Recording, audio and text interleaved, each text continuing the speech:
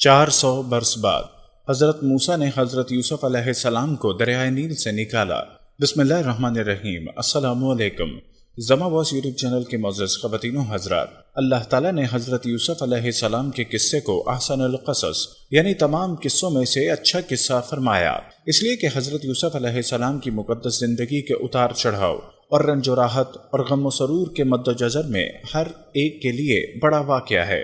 آپ کے 12 بھائی تھے، ان میں حضرت بنیامین حضرت یوسف علیہ السلام کے حقیقی بھائی تھے، باقی دوسری ماؤں سے تھے۔ حضرت یوسف علیہ السلام اپنے تمام بھائیوں میں سب سے زیادہ اپنے باپ کے پیارے تھے، اور چونکہ ان کی پیشانی پر نبوت کے نشان درخشاں تھے، اس لیے حضرت یعقوب علیہ السلام ان کا بے حد احترام کرتے، ان سے انتہائی محبت فرماتے۔ 7 برس کی عمر میں حضرت یوسف علیہ السلام نے یہ خواب دیکھا کہ 11 ستارے اور چاند سورج ان کو سجدہ کر رہے ہیں۔ حضرت یوسف علیہ السلام نے جب اپنا خواب اپنے والد ماجد حضرت یعقوب علیہ السلام کو سنایا تو آپ نے ان کو منع فرمایا کہ پیارے بیٹے، خبردار تم اپنا یہ خواب اپنے بھائیوں کو مت بیان کرنا، ورنہ وہ لوگ جذبہ حسد میں تمہارے خلاف کوئی چال چل دیں گے۔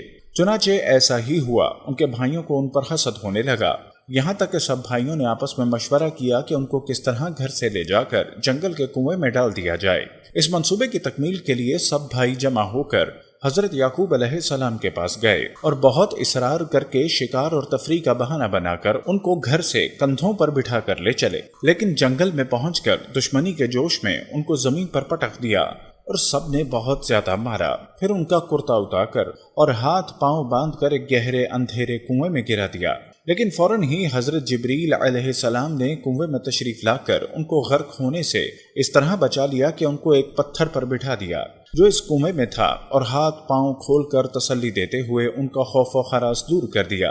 حضرت یوسف علیہ السلام کے بھائی آپ کو کنویں میں ڈال کر آپ کے پیراہن کو بکری کے خون سے لت پت کر کے اپنے گھر کو روانہ ہو گئے اور مکان کے باہر سے ہی چیخیں مار کر رونے لگے۔ حضرت یعقوب علیہ السلام گھبرا کر گھر سے باہر نکلے اور رونے کا سبب پوچھا کہ تم لوگ کیوں رو رہے ہو؟ کیا تمہاری بکریوں کو نقصان پہنچ چکا ہے؟ حضرت یعقوب علیہ السلام نے دریافت کیا کہ یوسف کہاں ہے؟ میں اس کو نہیں دیکھ رہا ہوں۔ تو بھائیوں نے روتے ہوئے کہا کہ ہم کھیلتے ہوئے دور نکل گئے۔ یوسف علیہ السلام کو اپنا سامان کے پاس بٹھا دیا تو ایک بھیڑیا آیا اور بھائی کو کھا گیا، یہ ان کا کرتا ہے۔ حضرت یعقوب علیہ السلام اشک بار ہو کر اپنے نور نظر کے کرتے کو ہاتھ میں لے کر غور سے دیکھا تو کیا دیکھتے ہیں کہ کرتا تو بالکل سلامت ہے، کرتا کہیں سے بھی پھٹا ہوا نہیں۔ حضرت یعقوب نے فرمایا، یہ سب تم لوگوں کی کارستانی اور مکر و فریب ہے۔ پھر آپ نے دکھی دل اور درد بھری آواز میں فرمایا، اب تو میرے لیے صبر ہی بہتر ہے، اور جو باتیں تم بنا رہے ہو ان پر اللہ ہی کی مدد درکار ہے۔ حضرت یوسف علیہ السلام 3 دن اس کنویں میں تشریف فرما رہے۔ یہ کنواں کھارا تھا، مگر آپ کی برکت سے اس کا پانی بہت میٹھا ہو گیا۔ اتفاق سے ایک قافلہ مدین سے مصر جا رہا تھا، جب اس قافلے کا ایک آدمی جس کا نام مالک بن زعر تھا پانی بھرنے کے لیے آیا، کنویں میں ڈول ڈالا تو حضرت یوسف علیہ السلام ڈول پکڑ کر لٹک گئے۔ مالک بن زعر نے ڈول کھینچا تو آپ کنویں سے باہر نکل آئے۔ جب اس نے آپ کے حسن و جمال کو دیکھا تو یا بشرا حاذ غلام یہ کہہ کر اپنے ساتھیوں کو خوشخبری سنانے لگا۔ حضرت یوسف علیہ السلام کے بھائی جو اس جنگل میں روزانہ بکریاں چرایا کرتے تھے، روزانہ کنویں میں جھانک کر دیکھا کرتے تھے۔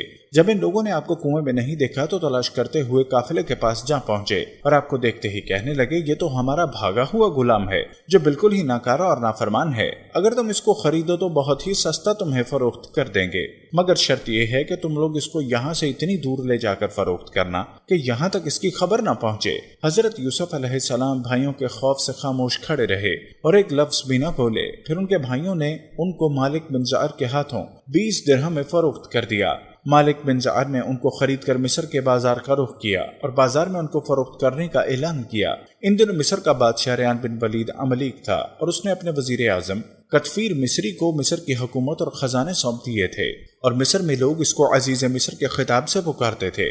جب عزیز مصر کو معلوم ہوا کہ بازار مصر میں ایک بہت ہی خوبصورت غلام فروخت کے لیے لایا گیا ہے اور لوگ اس کی خریداری کے لیے بڑی بڑی رقمیں لے کر بازار میں جمع ہو گئے، تو عزیز مصر نے حضرت یوسف علیہ السلام کے وزن کے برابر سونا اور اتنی ہی چاندی اور اتنی ہی مشک اور اتنی ہی حریر دے کر خرید لیا، اور گھر لے جا کر اپنی بیوی سلیخا سے کہا، اس غلام کو نہایت ہی اعزاز و اکرام کے ساتھ رکھو۔ اس وقت آپ کی عمر 13 یا 17 برس تھی۔ زلیخا حضرت یوسف علیہ السلام کے حسن پر فریفتہ ہو گئی۔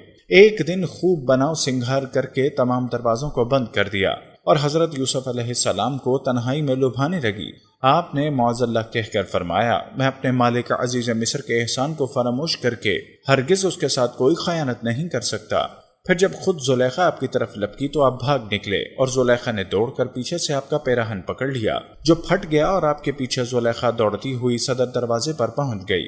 اتفاق سے ٹھیک اسی حالت میں عزیز مصر مکان میں داخل ہوا اور دونوں کو دوڑتے ہوئے دیکھ لیا۔ اس وقت زلیخا نے مکاری کی اور فوراً بولی، اس غلام کی سزا یہ ہے کہ اس کو جیل خانے بھیج دیا جائے اور کوئی دوسری سخت سزا دی جائے، کیونکہ اس نے تمہارے گھر والی کے ساتھ برائی کا ارادہ کیا۔ حضرت یوسف علیہ السلام نے فرمایا، عزیز مصر یہ بالکل غلط بیانی کر رہی ہے، اس نے خود مجھے لبھانے کی کوشش کی، میں بھاگا تو اس نے میرا پیچھا کیا۔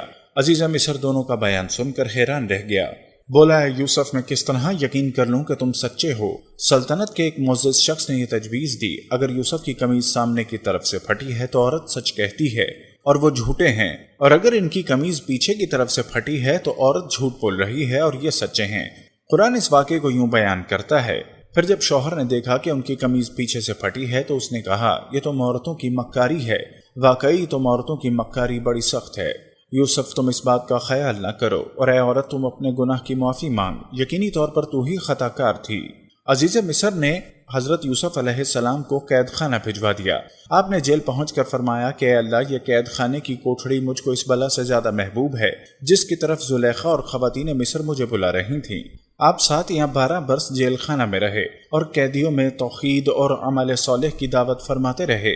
تمام قیدی آپ کے حسن اخلاق اور آپ کے کردار کے گرویدہ ہو گئے۔ یہ عجیب اتفاق ہے کہ جس دن آپ قید خانے میں داخل ہوئے اس دن آپ کے ساتھ بادشاہ مصر کے 2 خادم، ایک شراب پلانے والا اور دوسرا باورچی، دونوں جیل خانے میں داخل ہوئے۔ دونوں پر الزام تھا کہ انہوں نے بادشاہ کے کھانے میں زہر ملایا ہے۔ ان دونوں نے جیل میں خواب دیکھا۔ دونوں نے اپنا اپنا خواب حضرت یوسف علیہ السلام سے بیان کیا، جس کی تعبیر حضرت یوسف علیہ السلام نے بیان کی، جو 100% صحیح ثابت ہوئی۔ پہلے کا خواب یہ تھا کہ میں نے دیکھا ہے کہ میں شراب کا رس نچوڑ رہا ہوں۔ اس کی تعبیر حضرت یوسف علیہ السلام نے کچھ یوں دی کہ تم الزام سے بری ہو جاؤ گے اور دوبارہ اپنے عہدے پر بحال ہو کر اپنے مالک کو شراب پلاؤ گے۔ دوسرے کا خواب یہ تھا کہ میں نے دیکھا میں اٹھائے ہوئے ہوں اپنے سر پر روٹی کہ کھا رہے ہیں اس سے پرندے۔ حضرت یوسف علیہ السلام نے اس خواب کی تعبیر بیان کی کہ تمہیں سولی پر لٹکا دیا جائے گا اور تمہارے سر کو پرندے نوچ نوچ کر کھائیں گے۔ چنانچہ ایسا ہی ہوا۔ ساقی بری ہو گیا اور باورچی کو سزائے موت ہو گئی۔ قید خانے میں آپ کا نام معبر یعنی تعبیر دینے والا مشہور ہو گیا۔ اسی دوران مصر کے بادشاہ اعظم نے بھی خواب دیکھا کہ 7 موٹی تازے گائیں ہیں جنہیں 7 دبلی پتلی گائیں کھا رہی ہیں، 7 خوشے ہرے بھرے ہیں اور 7 اور ہیں جو سوکھے ہوئے ہیں۔ اے درباریو، اگر تم خواب کی تعبیر دے سکتے ہو تو میرے اس خواب کا مطلب بتاؤ۔ بادشاہ اعظم نے اپنے درباریوں کو اس خواب کی تعبیر دریافت کی تو لوگوں نے اس خواب کو خواب پریشان کہہ کر اس کی کوئی تعبیر نہ بتائی۔